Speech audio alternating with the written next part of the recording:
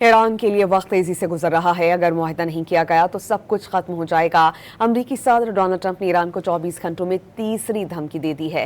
Social media post میں ایرانی کشتی پر فائرنگ کا حکم دینے کی آرٹیفیشل انٹیلیجنس بیسڈ ویڈیو بھی جاری کی گئی ہے۔ امریکن ویب سائٹ ایکزیوس کے مطابق یہ توقع کی جا رہی ہے کہ صدر ڈونلڈ ٹرمپ منگل کو اپنی قومی سلامتی کے مشیران کے ساتھ سچویشن روم میں میٹنگ کریں گے، جس میں ایران کے خلاف فوجی کارروائی کے آپشن پر غور کیا جائے گا۔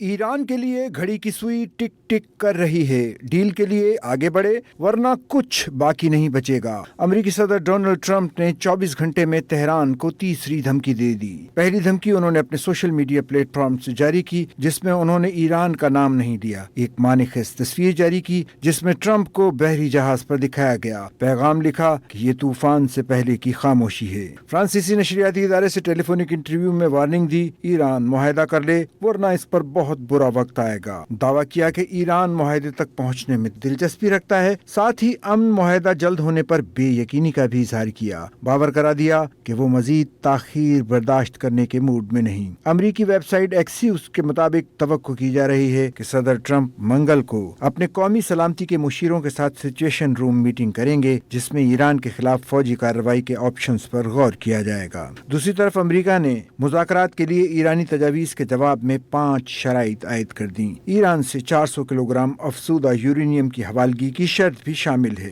ایران صرف ایک جوہری پاور پلانٹ فعال رکھے گا۔ ایران کو جنگی ہرجانہ ادا نہیں کیا جائے گا۔ ایران کے منجمد اثاثوں کا 25% بھی بحال نہیں کیا جائے گا۔ تمام محاذوں پر جنگوں کے خاتمے کا انحصار مذاکرات پر ہوگا۔